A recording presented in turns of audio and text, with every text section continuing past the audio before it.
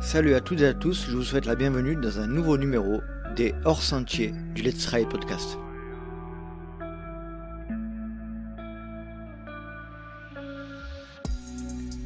Et oui, je suis extrêmement heureux de vous retrouver pour un nouveau hors-sentier. Et vous le savez, les hors-sentiers, c'est un format un peu particulier dans lequel je fais appel à de précédents invités. Et puis, on parle un petit peu de leur actualité, l'actualité qui s'est écoulée depuis leur passage dans le LTP. Et puis, on parle de choses et d'autres, de divers sujets sur le trail, bien évidemment. Avant de passer à la présentation de l'invité du jour, je souhaitais saluer et remercier un nouveau Patreon, en la personne de Christophe Guérin. Christophe nous rejoint donc dans la communauté des Patreons et je le remercie pour son soutien. Et aujourd'hui donc nous avons reçu une ancienne invitée en la personne de Amandine Ferrato que j'avais reçue il y a plus de 2 ans maintenant à l'arrivée du trail nocturne de Bouc-Bel-Air, le village dans lequel j'ai grandi. Et nous avions parlé tout un tas de sujets, de sa difficulté à allier la vie professionnelle, la vie privée et la vie sportive. Et puis on va parler dans cet épisode du chemin qu'elle a parcouru. Elle a pris une grande décision professionnelle et puis on verra que ça a fait son bout de chemin. Et puis je suis très heureux qu'elle ait pu nous en parler et partager son expérience. Allez, je ne vais pas vous faire patienter plus longtemps. Voici ma conversation avec Amandine Ferrato.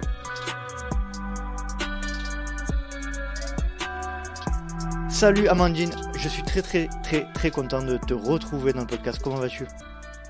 Salut Nico, moi aussi ça me fait plaisir, ça fait déjà 2 ans donc ça va être sympa et ça va bien, merci. Janvier 2020, on disait ça juste à l'instant, le trail de Bouc-Bel-Air sur lequel tu étais venu et sur lequel on s'était rencontrés, c'est fin 2019, donc ça fait quand même un bout de temps déjà, il s'en est passé des choses. Est-ce que tu peux nous raconter un petit peu pour toi, plutôt au niveau côté professionnel, qu'est-ce qui s'est passé de ton côté depuis 2 ans, un peu plus de 2 ans? Fin 2019, quand on s'est rencontrés, je venais de terminer le Golden Trail World Series, donc le circuit mondial Salomon.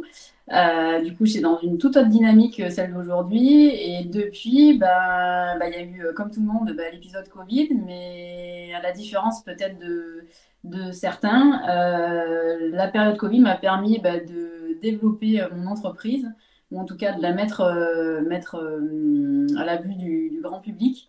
Mon entreprise qui est Côte à Côte Coaching, que j'appelle aussi CCC, en corrélation avec une des courses de l'UTMB que les travailleurs doivent bien connaître. Et donc, mon entreprise, en fait, c'est du coaching de vie et du coaching trail, puisque, en fait, j'estime et je pense sincèrement que les performances en trail sont liées aussi à ce qu'on vit dans son quotidien. Et donc, il y a une corrélation entre les deux. Et au travers de cette activité, j'ai à cœur de partager mon expérience et mon expertise finalement que j'ai acquis au haut niveau. Et je m'adresse à un public à la fois de sportifs passionnés en priorité, pas forcément professionnels, ça peut être aussi amateur. Et l'idée, c'est que chacun puisse se réaliser et s'accomplir au travers de son activité de trail, en fait. Donc moi, pour les 2 ans, là, oui, ça a été vraiment plus orienté sur l'aspect professionnel, quoi. Tu disais que c'est quelque chose que tu as mis en lumière avec la période Covid, mais donc tu avais déjà cette activité avant. Tu peux nous expliquer un petit peu ce qui t'a conduit à accompagner les gens sur le plan sportif et aussi sur le plan de l'équilibre de vie? En fait, j'ai créé mon entreprise en début 2019, sauf que suite à des événements de vie assez compliqués, j'ai notamment perdu mon emploi. Et du coup, j'ai un petit peu galéré. Et c'est là que je me suis dit que j'allais faire le Golden Trail World Series aussi. Et sur l'entrefait, quand j'étais en train de créer mon entreprise, j'ai décroché un boulot en CDI sur Avignon. Et donc, du coup, nouveau boulot, nouveau collègue de boulot, nouvelle activité, nouveau domaine d'activité. Et Golden Trail World Series, c'était déjà assez prenant. Donc, du coup, c'est vrai que j'ai pas vraiment communiqué sur mon entreprise.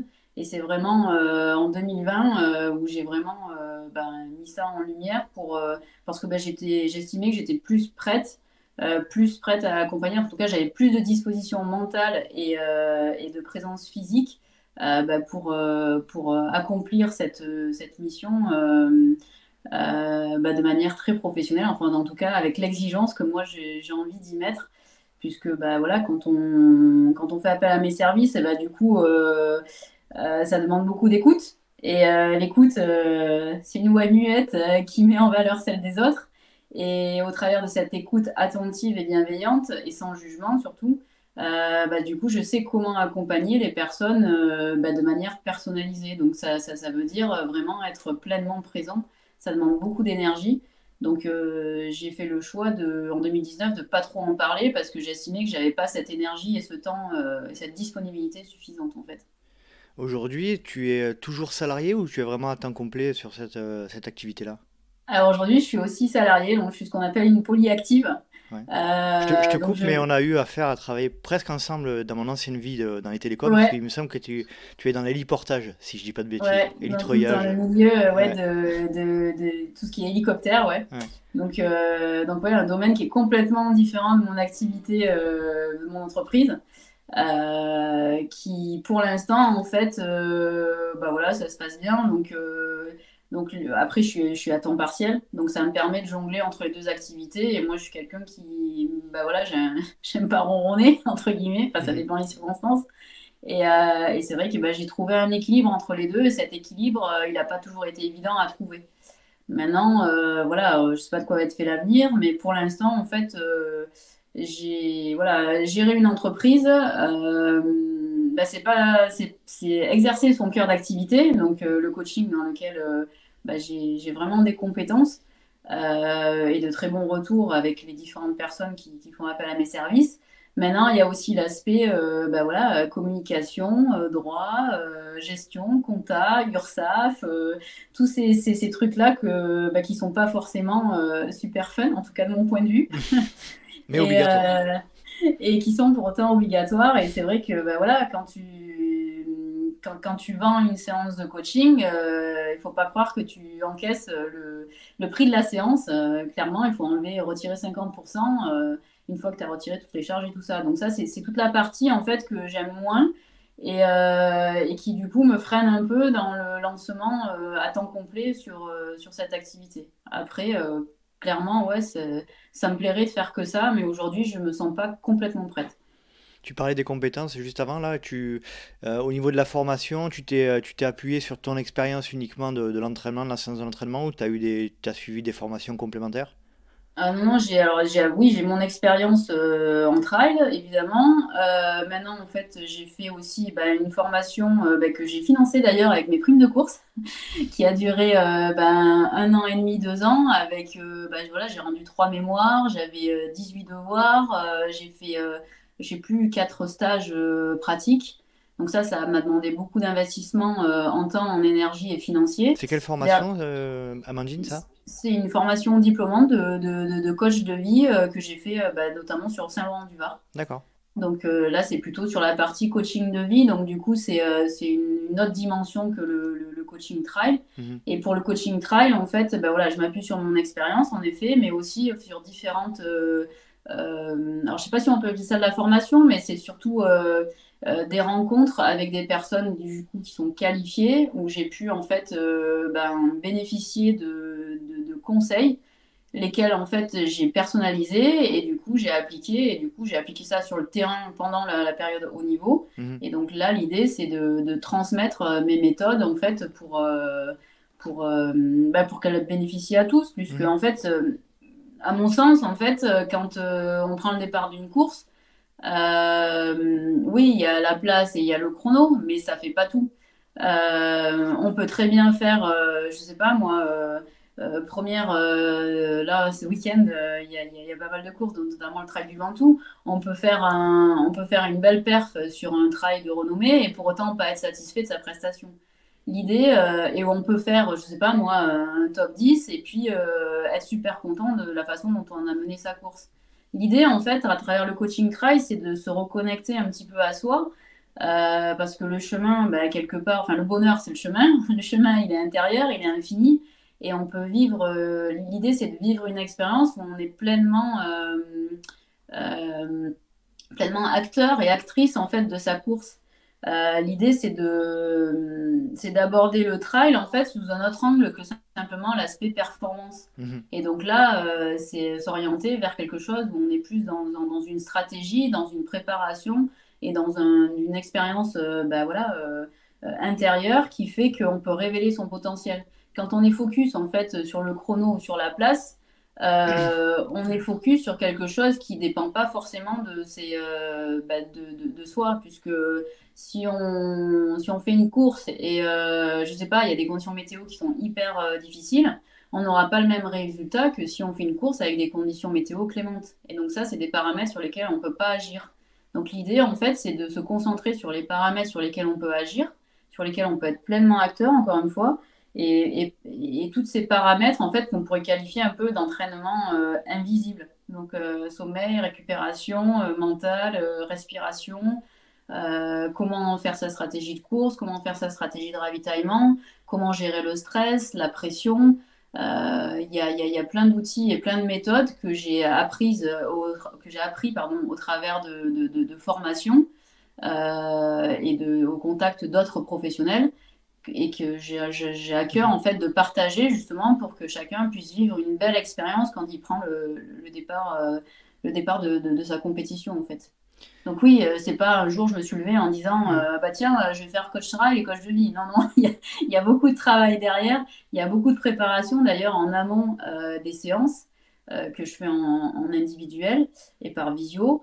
Et il y a beaucoup de préparation ouais, Mhm. périphérique pour vraiment monter et créer des outils qui sont vraiment adaptés à la personne qui me contacte. Parce que ce qui convient aux uns pardon, ne convient pas forcément aux autres. Donc Ouais, c'est de d'accord. trouver les bonnes clés en fait.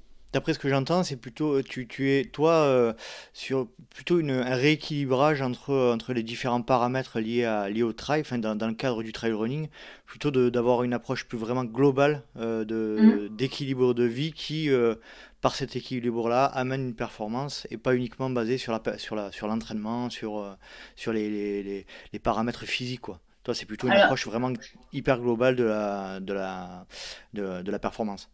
une approche ouais, hyper globale. Justement, voilà, le physique, c'est vrai que souvent on pense à entraînement physique, et c'est vrai, ça fait partie du jeu, hein. Maintenant, il n'y a pas que ça, parce que vous pouvez enfin, on peut être super entraîné, et pour autant pas savoir gérer la pression ou le stress, et donc auquel cas on perd ses moyens. Mhm. Donc l'idée, ouais, l'approche, elle est bien globale, et en effet, comme tu le dis, il y a vraiment une recherche d'équilibre de vie. Et souvent, d'ailleurs, ce qu'on vit dans notre quotidien perso, a des impacts sur la façon dont on va se comporter en fait bah, dans la course. Et c'est vrai que c'est pour ça qu'il y a un volet coaching de vie, un volet coaching trail, parce que finalement les deux sont étroitement liés.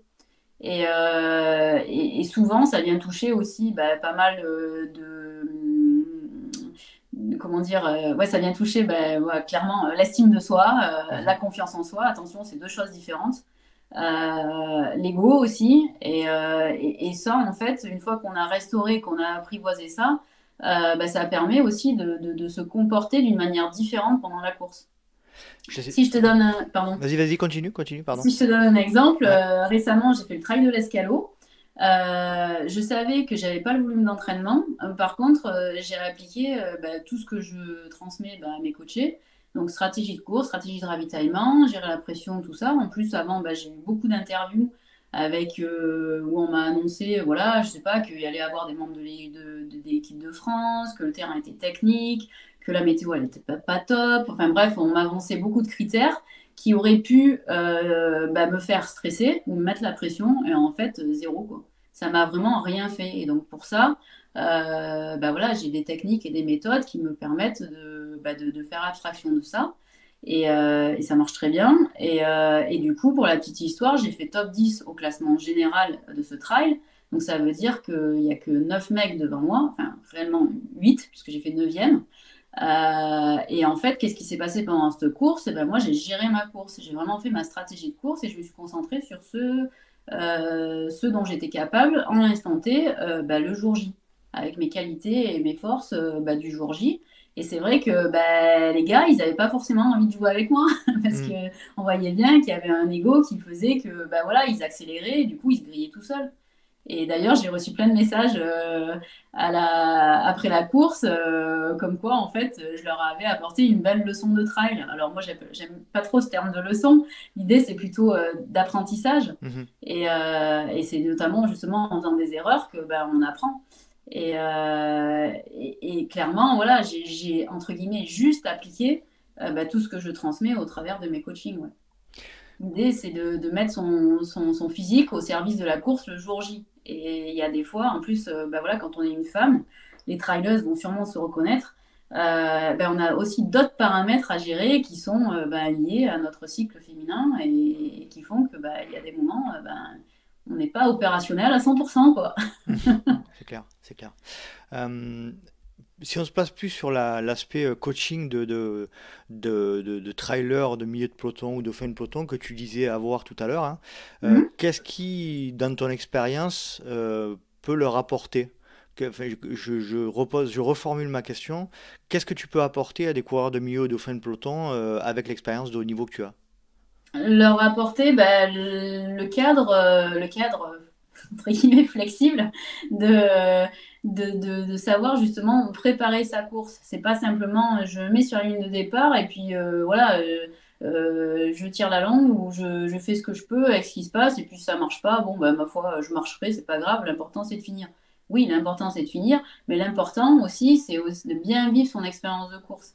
Et pour ça, en fait, c'est savoir la préparer, donc mettre en place des plans d'action, des routines de préparation, et ça passe, c'est d'ailleurs, ça commence d'ailleurs avant la compétition, hein, et voire même sur le quotidien. Donc, je peux aussi partager, voilà, comment faire sa stratégie de course, comment faire sa stratégie de ravitaillement, c'est-à-dire quand est-ce que j'accélère, quand est-ce que je ralentis, quand est-ce que je temporise, comment je découpe mon profil pour que ce soit pas un truc qui est hyper dur à faire, mais justement, en fait, l'appréhender d'une manière différente, vivre, écrire une histoire, en fait, Mhm.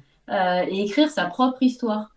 Et pour ça, en fait, voilà, c'est analyser, enfin, analyser. Anticiper? Faut pas avoir peur Mhm. avec le terme, mais et voilà, préparer son profil de course pour savoir comment l'aborder et l'aborder avec une certaine sérénité et une certaine facilité. Après, sur la partie ravitaillement, voilà, c'est qu'est-ce que je mange à quel moment, comment je m'hydrate. Il y a un petit peu des règles de base. Parce que si tu n'as pas la bonne énergie au bon moment, bah, finalement, autant tu vas faire une grosse accélération, pardon, et puis finalement, derrière, il n'y aura plus de jus dans le moteur, quoi. Donc, c'est apprendre à gérer un petit peu ce réservoir d'énergie qu'ils ont aussi, qui va avoir un impact bah, sur leur estime d'eux-mêmes et qui va avoir un impact aussi sur les émotions. Et les émotions négatives, il faut aussi savoir les apprivoiser, les gérer. Et donc, du coup, on peut faire des ancrages pour que quand ça se passe pas bien, voilà, on puisse bah, aller au-delà et non pas être focus sur oh là là, j'ai mal, voire même ça peut aller jusqu'à bâcher. Bâcher, en traduction, abandonner. Abandonner. Mhm. Et après, donc voilà, il y a une partie, oui, aussi mentale. Ben voilà, qu'est-ce que je fais quand j'ai mal au canne? Qu'est-ce que je fais quand j'ai le souffle coupé? Comment je me nourris aussi bah, enfin, de l'environnement, puisqu'on a la chance en faisant du trail de ne pas être sur du bitume. Donc il y a quand même des paramètres d'environnement extérieur qui font que ben voilà, c'est chouette. Je sais pas, il peut y avoir des oiseaux, il peut y avoir des jolis arbres, des fleurs. Comment s'approprier aussi tous ces éléments que peut-être certains ne voient pas pour vraiment, encore une fois, voilà, écrire une histoire et vivre une expérience. L'idée, en fait, c'est que quand la personne elle franchit la ligne d'arrivée, elle soit accomplie, qu'elle puisse se révéler dans son activité. Et il y a beaucoup de trailers qui justement font du trail parce que bah, peut-être ils ont des difficultés dans leur vie personnelle ou professionnelle. Ça peut être un exutoire. Et si ça se passe pas bien, bah forcément, pardon, excuse-moi pour l'accent, Non, non, ça, mais je suis pas choqué, moi, tu sais. ça, ça, ça a un impact après ouais, sur l'estime de soi. Mm. Et dans la préparation aussi, il y a aussi savoir comment on organise aussi sa saison. Parce qu'aujourd'hui, c'est vrai qu'il y a le culte un peu de la longue distance, où voilà, à partir du moment où on va faire un 70 ou un 100 bornes, entre guillemets, on est un héros, l'important c'est de finir. On finit à quatre pattes ou on finit mal, mais en tout cas, on a fini. on a le plaisir, enfin, je dis on, mais ça n'a pas été mon cas, de dire, bah ouais, j'ai fait, je sais pas, 80 ou 100 bornes hier. Ah ouais, c'est génial. Punaise, mais comment tu fais? Limite passer pour un héros. En réalité, en fait, il y a peut-être des étapes intermédiaires aussi pour. On ne s'aligne pas directement sur un 80 ou 100 bornes, à mon sens. Il y a une adaptation à l'effort d'un point de vue physique et d'un point de vue mental. On est Le d'accord. point de vue physique, je laisse aux entraîneurs. Et le point de vue mental, ouais, c'est plutôt là, justement, ma spécialité. Ça me fait penser ce que tu dis à ce dont on parlait avec Pascal Balducci dans les tout premiers épisodes de Demande Conseil, notamment sur la préparation mentale. On parlait de la motivation intrinsèque, Hum, extrinsèque, et, hum, et on est totalement là-dedans. Ça veut dire hum. pourquoi je me donne ce défi-là? Est-ce que c'est Ouais. pour des motivations intrinsèques, c'est-à-dire quelque chose qui me vient, ce dont tu parlais tout à l'heure, hein, de Hum, l'intérieur et qui me fait vraiment vibrer pour des bonnes raisons? Ou est-ce que c'est quelque chose qui, pour impressionner les autres, parce que je suis pas bien dans tel ou tel domaine? hum. Et ça, je pense que tout un chacun dans le travail doit réfléchir à ça aussi, hein, c'est hyper Bah, important. la première étape, à mon avis, ouais, c'est vraiment la connaissance de soi et savoir pourquoi on fait les choses. Quand on sait pourquoi on fait les choses, ça devient beaucoup plus facile de se mettre en action. La motivation intrinsèque, en effet, c'est ce qui t'appartient. Pourquoi je prends le départ de cette course? Pourquoi j'ai décidé de faire ça? Qu'est-ce que ça m'apporte? Qu'est-ce que je veux atteindre aussi en pratiquant cette activité? Et ça, c'est des questions bah, que certains ou certaines ne se posent pas forcément. Et une fois qu'ils sont bah, sur le terrain, bah, des fois, ça peut être compliqué. Et donc, si tu t'es déjà posé ces questions au préalable et que tu les as bien approfondies, ok, c'est pas forcément très fun parfois, mais par contre, ça te permet ouais, d'éviter la question qu'on veut, mais qu'est-ce que je fous là, quoi? Mais pourquoi je me suis mis sur ce trail ou Mm. pourquoi j'ai décidé de faire ça, ouais. Non, mais là, Et chercher sa motivation profonde, en fait. Et c'est Mm, aussi un petit peu la recherche de sens et les aspirations. mm. Ça permet ouais, de restaurer la motivation et puis ça permet aussi d'éviter d'être dans une forme de sacrifice en fait. Il y a un truc qui me vient aussi, là j'ai lu récemment une étude publiée par la clinique du coureur, avec Blaise Dubois qu'on salue, Mhm. qui a pris un panel de plus de 100 coureurs je crois, et qui a posé des questions un peu sur un aspect psychologique, et notamment ce dont tu parlais aussi, c'est l'estime de soi. Et il Mhm. s'avère a priori que plus les trailers et les ultra-trailers font cumulent les objectifs, et plus l'estime de soi diminue. Donc ça, je mettrai le lien dans le descriptif de Mhm. l'épisode. C'est une étude qui m'a marqué, moi. Elle est récente, là, elle date de début mars. Et on Mhm. s'aperçoit qu'il y a une vraie corrélation. Alors voilà, c'est une étude sur un panel assez limité, mais ça démontre quand même que plus on a d'objectifs d'ultra dans l'année, et a priori, c'est pas forcément gage d'équilibre psychologique en tout cas. Mhm. Bah en fait ouais alors j'ai pas vu l'étude mais je comprends enfin je suis pas surprise du résultat en tout cas. Puisque oui, en fait, c'est toujours pareil. Quelqu'un qui fait son premier trail, il y va avec une certaine naïveté, une certaine innocence, avec la découverte, avec un côté un peu comme un enfant qui découvre une activité. Et une fois Ils, qu'en fait, ils en parlent, pardon, ils parlent, je crois que c'est du syndrome de l'habituation.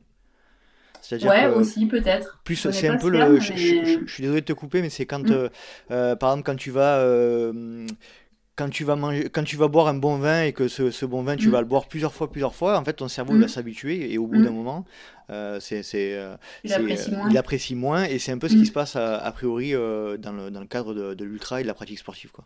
Il y a ça, et il y a, je pense, aussi un autre paramètre qui est que, comme je disais tout à l'heure, en fait, oui, quand tu fais ton premier trail ou tes premières courses, en fait, tu y vas un peu avec une âme de gamin. Mhm. Après, une fois que tu as atteint un certain niveau, un certain objectif, bah, tu vas vouloir repousser tes limites, tu vas chercher plus loin. Jusqu'à un moment donné où, en fait, tu atteins tes limites. Mhm. Et donc, du coup, là, c'est là que ça commence un peu entre guillemets, à déconner, excuse-moi pour le terme. Parce que du coup, bah, la pression devient trop grande. Et donc oui, ça vient titiller cette estime de soi. Et l'estime de soi, en fait, bah voilà, c'est simplement, enfin simplement, je sais pas si c'est simple suivant les individus, mais c'est la restaurer en fait. Et du coup, après, c'est justement prendre le départ de ces courses, des compétitions, et même à l'entraînement hein, finalement. dans une optique en fait d'introspection et de chemin intérieur, de vouloir s'améliorer, mais s'améliorer pas pour pavaner ou pas pour être meilleur que les autres, mais pour vraiment en fait apprendre à se connaître, et à se connaître d'un point de vue physique, mais aussi d'un point de vue plus personnel et plus approfondi. Et, et c'est vrai que moi, par exemple, je partage, ou en tout cas ce que j'inculque à mes coachés, c'est vraiment cette notion de jeu. C'est vraiment s'amuser parce que finalement, euh, le trail, c'est à la base, c'est une activité de loisir, hormis pour les sportifs professionnels. Mais même quand tu es trailer professionnel, et ça a été mon cas, à partir du moment où tu prends trop, entre guillemets, les choses au sérieux, tu perds un peu tes moyens. Le trop est l'ennemi du bien, en fait, Mhm. et pour faire court. Et du coup, en prenant l'expérience plutôt comme un jeu, puisque finalement, ben, on ne nous oblige pas à le faire hein, non plus. Hein. C'est vrai que moi, on me dit souvent, ah, mais t'as toujours le sourire, c'est génial, je sais pas comment tu fais, mais en vrai, ben, je suis juste en train de Tu es vivre juste en l'instant train de présent. kiffer ton truc. Ben ouais, en fait, parce que, enfin, je sais pas, là, le contexte, voilà, géopolitique fait Mm, que, ben voilà, on sait que, voilà, par exemple, si on fait un parallèle avec l'Ukraine, les gens, ils sont obligés de courir et de s'enfuir, quoi. Ils courent mm, pas pour le plaisir. Nous, on court pour le plaisir. Donc, il faut quand même remettre les choses, bien sûr. il me semble, à leur juste valeur. Ça n'empêche pas que, voilà, on a envie de bien faire. Mais justement, là, encore une fois, le trop est l'ennemi du bien. Donc, Mhm. l'idée avec le coaching try, c'est de rééquilibrer tout ça. Mm, Et c'est vrai que de temps en temps, ça vient un peu sur le coaching de vie parce que bah, ça va venir titiller un peu des choses qu'on n'a pas forcément envie de voir. Et qu'on enfouit bah, finalement au travers de l'activité physique. Voilà, entre guillemets, on va se défoncer. Ça sécrète les différents types d'hormones qui font du bien. Et après, hop, on sent mieux, quoi. mhm. Sauf que ça, c'est un peu aussi, ça peut devenir aussi un peu une addiction. Et le jour où la personne, elle se blesse, ou elle est contrainte bah, d'arrêter son activité physique, soit pour des raisons de santé, soit pour des raisons, bah, je sais pas, professionnelles ou même personnelles. Hein. Là, par exemple, je suis en train d'accompagner quelqu'un qui va faire qui a un projet familial et qui part aux US pendant X mois et justement, il a peur par rapport à sa pratique du trail. Et ben, c'est OK en fait. Mais l'idée, ça va être voilà, de comprendre bah, qu'est-ce qui se cache derrière ça. Très intéressant, Amandine, c'est super. Moi, c'est un sujet qui me passionne. Effectivement, Ah, c'est hyper passionnant. Hein. ça peut. Après, voilà, comme Ouais, je disais, ça demande beaucoup d'écoute ouais.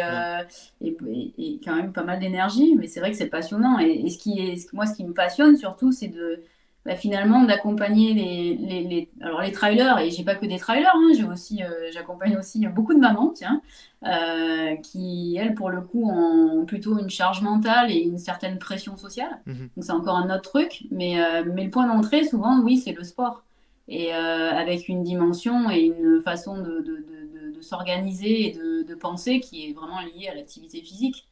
Et c'est vrai que ce qui est génial, c'est de révéler les personnes et de leur apporter finalement ouais, une sérénité, un apaisement au quotidien, c'est un équilibre.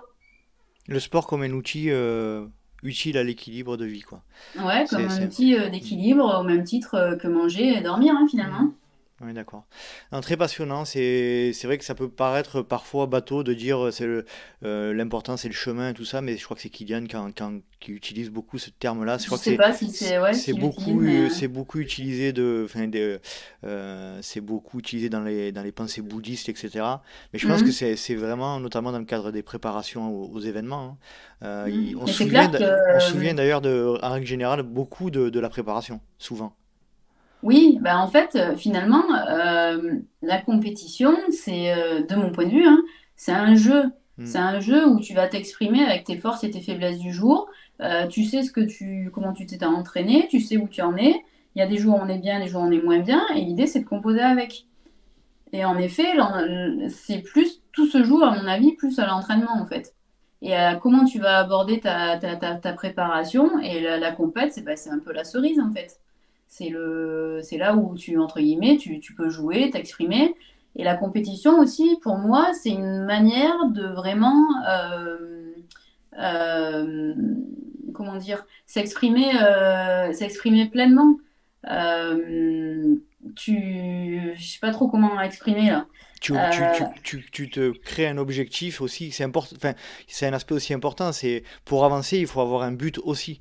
Je pense que sans objectif concret, c'est pour moi, personnellement, c'est plus compliqué d'avancer Tu vois ce que je veux dire? D'où l'intérêt Hmm. d'avoir ce que j'appelle un objectif de maîtrise, Hmm. à l'opposé d'un objectif de résultat. Je vais pas détailler là, mais ces deux notions que je viens d'évoquer, elles sont hyper importantes et elles changent toute la perception de l'entraînement et toute la perception en fait de la compétition. La compétition, c'est vraiment aussi un terrain sur lequel on va pouvoir s'exprimer pleinement, mais aussi se révéler au contact des autres. Soit on voit les autres concurrents justement comme des concurrents, soit on les voit comme une façon de révéler son potentiel. De donner le meilleur Trois, de soi-même. trois petits points. Ouais, c'est clair, c'est clair. C'était une question aussi voilà, de perception et Hmm. de valeur. Mais justement, puisque tu parles de compétition, on va basculer un petit peu sur la partie plutôt sportive Mhm. te concernant. On a vu qu'il y avait pas mal de changements, notamment au niveau partenaire, etc.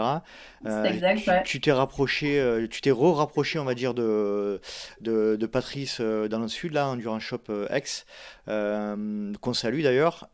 Tu peux nous expliquer un petit peu ces 2 dernières années, les points importants de ta pratique du trail? Bon, il n'y a pas eu beaucoup de participation à des courses et tout, mais est-ce que tu peux nous dire un Mhm. peu ce qui s'est passé depuis? Ben ouais, en fait, c'est vrai que, comme j'ai dit tout à l'heure en intro, le Covid m'a permis, un, de me régénérer parce que le circuit mondial du Golden Trail World Series, c'était quand même prenant avec un boulot à côté. Il faut savoir quand même que, en général, le Golden Trail World Series, on était trois à travailler, quoi. Il y avait, Hmm. et puis trois à avoir, entre guillemets, un certain âge, hein. Donc, enfin, en tout cas, on n'avait pas 20 ans ou 25 ans. Donc, du coup, ça a un paramètre où j'ai quand même laissé beaucoup de jus avec le boulot à côté. Et donc, 2020, ouais, j'ai rebondi plus sur d'abord, je me suis régénérée. J'ai récupéré ma boîte, donc ouais, côte à côte coaching. Et du coup, je me suis un petit peu détachée aussi du côté haut niveau. J'avais envie de retrouver une liberté. Pour moi, une valeur chère pour moi, c'est la liberté. Et je voulais retrouver, oui, ouais, une légèreté. Et donc, du coup, j'ai naturellement, en fait, quitté Oka. Après, voilà, j'ai pas voulu trop avoir de partenaire pour pouvoir justement garder cette liberté. Et aujourd'hui, voilà, je suis accompagnée, je suis ambassadrice des sports nature de la Drôme. Je suis chez Endurance Shop Aix, en Provence, parce que j'avais envie de retrouver les copains, copines de mes débuts en trail.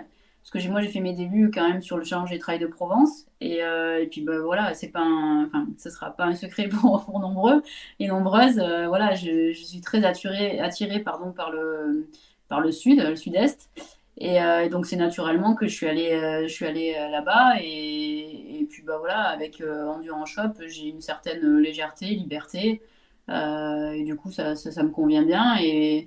Et pour l'instant, voilà, c'est cette légèreté que j'apprécie. Après, côté compétition, je suis plus dans quelque chose où j'ai envie de retrouver quelque chose où on se prend, entre guillemets, moins au sérieux. Euh, donc, je dis pas que je referai pas de grosses courses de haut niveau. Maintenant, aujourd'hui, il est vrai que mon entreprise me demande quand même beaucoup d'énergie. Et cette énergie-là, je peux, même si je m'entraîne avec assiduité et sérieux et régularité, voilà, j'ai pas forcément l'énergie. En tout cas, j'ai pas envie de mettre cette énergie-là pour entre guillemets ma petite personne. Mais je trouve vraiment beaucoup de plaisir et d'intérêt personnel à accompagner les gens, enfin les trailers et les traileuses à se révéler. Vraiment, ça me fait vibrer. Mhm. Et ça a une dimension beaucoup plus collective. Et donc, du coup, je trouve que c'est un peu, ce sera peut-être un peu excessif comme comparaison, mais c'est un peu comme le colibri, quoi. C'est entre guillemets mettre ma pierre à l'édifice pour permettre à chacun de s'épanouir. Et non pas juste être moi focalisé sur moi, mes performances, faire le trail je sais pas moi, là j'ai un panneau avec Marathon du Mont Blanc, faire le Marathon du Mont Blanc, Zegama que j'ai adoré, On se rappelle? et tout ça quoi. Ouais, Zegama, c'était le Graal, hein.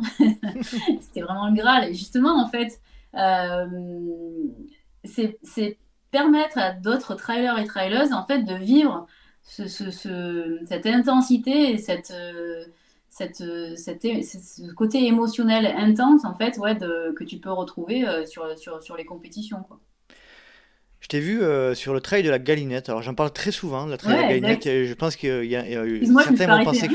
hein. Ouais, non mais tu t'es pas arrêté, tu pouvais pas t'arrêter, t'étais à 20 à l'heure en descente. Donc j'ai déjà eu du mal à te suivre. J'étais pleine balle, ouais. Ouais, ouais. Et du coup, bon, le trail de la Galinette, je le ressors quasi systématiquement, mais c'est vrai que c'est un des tout premiers trails de la saison dans le sud-est, avec un niveau qui Hein. est assez relevé quand même. Est-ce que tu peux voilà, nous faire un petit retour sur cette course, comment ça s'est passé, tu l'as gagné. Je tiens à saluer aussi Alexia, qui fait partie du club d'ex-athlètes, qui finit troisième, donc je la Alexia salue. Serpentier, ouais. Voilà. Donc voilà, est-ce que tu peux nous faire un petit retour sur cette course-là? Un petit retour, ben voilà, j'ai pris le départ de la course. Ben voilà, en impliquant en fait toutes mes stratégies d'avant, enfin semaine avant course, ben, d'échauffement, de concentration et d'objectifs justement de maîtrise, parce que clairement je savais vraiment pas où j'en étais. J'étais vraiment dans l'expectative et dans l'interrogation de ce qui allait se passer. Donc bah voilà, j'ai fait chaque pas compte, hein, et donc un pas après l'autre, et puis j'ai fait ma course à ma main en fait, tout simplement. Je savais qu'il me manquait du volume d'entraînement, et du coup j'ai composé avec d'autres paramètres, et après avec aussi. Alors moi je suis sensible et je suis très ouais très à l'émotion. Donc du coup, voilà, quand je cours dans le sud-est, il fait beau. J'adore bah, voilà, sentir les odeurs de la Provence. Tu tournes la tête, tu as des paysages qui sont magnifiques. Donc du coup, tout ça, ça m'a galvanisé aussi et j'ai adoré quoi. Et puis bah, aussi bah, de tracter. Alors pas avec un élastique là, parce que je tracte avec un élastique mon copain sur les sorties trail. Ça me fait faire un bon entraînement justement. Mais ouais, de tracter bah, d'autres gars qui justement étaient partis trop vite. Et donc de leur apprendre un petit peu comment, sur le terrain, en direct, bah, voilà, comment ils peuvent faire différemment bah, pour être mieux dans leur effort, quoi. Et le côté partage, ouais, le partage, ouais, ça me plaît, ça. C'est vraiment le. Et puis l'ambiance, ouais, je sais pas, du sud-est, avec, ça me fait repenser à mes débuts, quoi. Donc ouais, ça rajeunit pas, mais, mais par contre, ouais, pour moi, c'est un facteur important de retrouver les copains, les copines du sud-est avec une ambiance légère. Quand tu fais des Golden Trail World Series ou des championnats du monde ou quand tu es en équipe de France, l'ambiance, elle est complètement différente. Elle est très individuelle, à mon sens. Et ouais, c'est une autre approche. C'est pas la même pratique du trail, en fait. C'est, c'est, euh, c'est différent.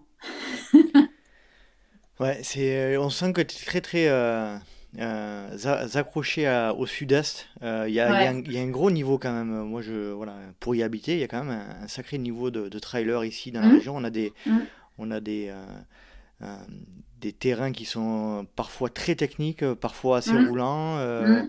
Ah, C'est il faut un- être hyper c'est- polyvalent, ouais. ouais, c'est une belle région pour le trail en fait, hein. Voilà, tu confirmes de toute manière. Ah ouais, ouais, 100%. Et justement, est-ce que tu peux nous dire un petit peu là quels sont tes objectifs? T'as parlé peut-être de courses un peu plus importantes. T'as quoi en tête là pour 2022? Eh ben, au risque de surprendre, justement, eh ben, je fais un peu au jour le jour. Parce que j'ai tellement eu enfin, pas au jour le jour, mais au mois. En fait, quand j'étais en haut niveau, il est vrai qu'en début de saison, bah, je faisais mon calendrier. Et mon calendrier, en fait, il était figé avec des rendez-vous bah, mondiaux. Donc, du coup, des challenges importants qui ne laissaient pas forcément la place à de la récupération. Aujourd'hui, en fait, je me suis détachée de ça parce que justement, je voulais retrouver, comme j'ai dit tout à l'heure, une certaine liberté. Et donc, pour trouver cette liberté, ben, je ne me mets pas trop d'objectifs en tête. A priori, je serai sur le Challenger Trail de Provence par rapport à Endurance Shop. Maintenant, pour l'instant, ben, voilà, je réponds aussi à pas mal d'invitations de certaines organisations. Et mon planning, voilà, je pense que j'irai peut-être faire d'autres courses du Challenger Trail de Provence, mais c'est pas non plus figé. Donc il n'y a pas de grosse coupe parce que moi je suis quelqu'un de spontané et justement, bah, peut-être qu'à un moment donné, je vais peut-être un peu lever le pied sur mon activité de coaching, côte à côte coaching, pour bah, peut-être un peu plus me concentrer sur le trail, voilà, à voir comment ça se présente. Comme je disais tout à l'heure, le coaching, ça demande quand même beaucoup d'énergie et cette énergie-là, je la mets pas dans le trail. Donc quelque part, aujourd'hui, moi, mes compètes, elles sont un peu, chaque fois que j'ai bah, une personne en face de moi qui me fait confiance pour l'accompagner dans ses défis de vie et ses défis de trail, en fait. Mhm. Et là, il est vraiment là le challenge. Maintenant, les courses, c'est plutôt du plaisir, rencontre, partage. Donc pour l'instant, j'ai pas de grosse coupe sur une grosse saison. Maintenant, voilà, ceux qui me connaissent connaissent aussi mon côté spontané. Donc il n'est pas impossible qu'il y ait quelque chose qui sorte du Du chapeau à un chapeau. moment donné. À voir quoi. Mais pour l'instant, ouais, rien qui est figé. Après, j'ai aussi pas mal de sollicitations de la part du département de la Drôme. Mhm. Donc je sais par exemple qu'au mois d'avril, tout va être focus sur la Drôme, donc ça va être déjà quand même vachement intense. Et comme je disais tout à l'heure, dans l'entraînement, il y a le physique, mais il y a aussi la récupération. Et la récupération fait partie de la régénération. La régénération du réservoir d'énergie. Le réservoir d'énergie a un impact sur l'estime de soi et sur les émotions. Donc sur la confiance en soi et sur la motivation. Tout est lié. Tout est lié. Mhm. Mhm. Ouais, complexe mais simple à C'est la une fois. version très synthétisée hein, Mhm. de tout ce que ça représente. Mais voilà, c'est un entraînement ouais, invisible en fait. Je t'avais pas posé la question la première fois qu'on s'était entretenu, mais t'as, t'as, t'as des velléités d'allonger, je sais plus si je te l'avais posé cette question, d'allonger les distances et d'aller vers l'ultra? Alors, tu m'en avais vaguement Ouais, parlé, et en effet, j'avais répondu et je maintiens cette version. Je suis fidèle à moi-même. c'est bien, c'est bien. Non, les ultras, enfin, c'est pas pour moi. Un, j'ai pas le temps avec deux activités, une Ouais. activité salariée, une activité d'entrepreneuriat. J'ai pas l'espace disponible pour m'entraîner bah, pour ce type de volume. Et par ailleurs, je pense que même si je pourrais être relativement à l'aise dessus, c'est pas quelque chose qui m'anime. Donc, et l'expérience que j'ai fait au championnat du monde de 2018, là, le 85 bornes avec, je crois que c'était 5000 en Espagne, clairement, ça n'a pas été. Bon, j'ai fait un bon résultat, hein, mais pour moi, ça n'a pas été une bonne expérience. Et là où je suis vraiment bien et où je m'éclate dans tous les sens du terme, euh, c'est vraiment sur des formats ouais, 25-30 bornes, voire un marathon avec beaucoup de dénive.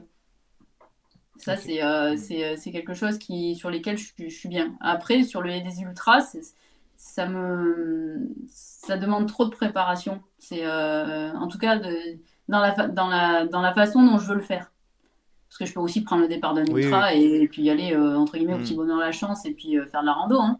Ça marcherait très bien, mais c'est pas comme ça que je le conçois. Mhm. Donc, du coup, ça correspond pas justement bah, à mes valeurs.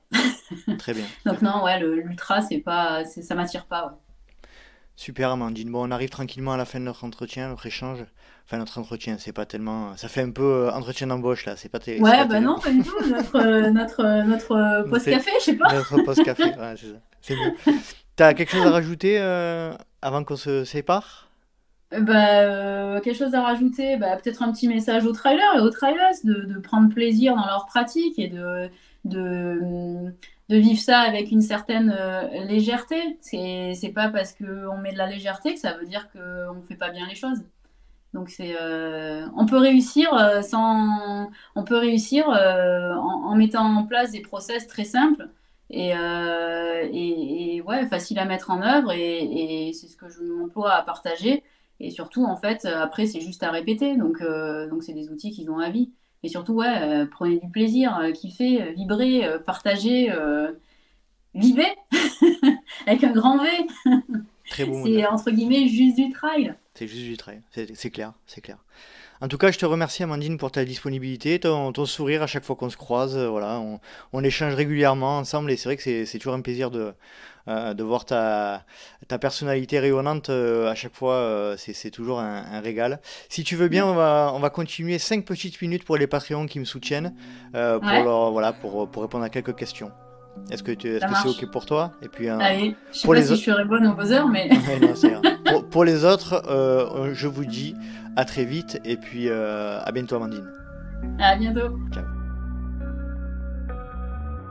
Et voilà, cet épisode est à présent terminé. J'espère que vous avez apprécié la compagnie d'Amandine Ferrato, que je remercie une nouvelle fois pour le temps qu'elle nous a accordé. Si vous souhaitez rejoindre le LTP sur les réseaux sociaux, rien de plus simple, rendez-vous sur Let's Try Podcast sur Facebook ou Instagram. Vous pouvez également me suivre sur LinkedIn ou Strava à Nicolas Guilleneuf. N'hésitez pas à nous rejoindre, comme je disais en début d'épisode, sur le groupe Patreon, patreon.com/Let's Try le podcast.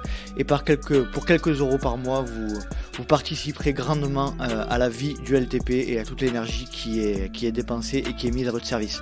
J'espère vous retrouver pour un prochain numéro du Let's Try podcast. Et d'ici là, n'oubliez pas, si vous pensez que c'est impossible, faites-le pour vous prouver que vous aviez tort. Salut, salut!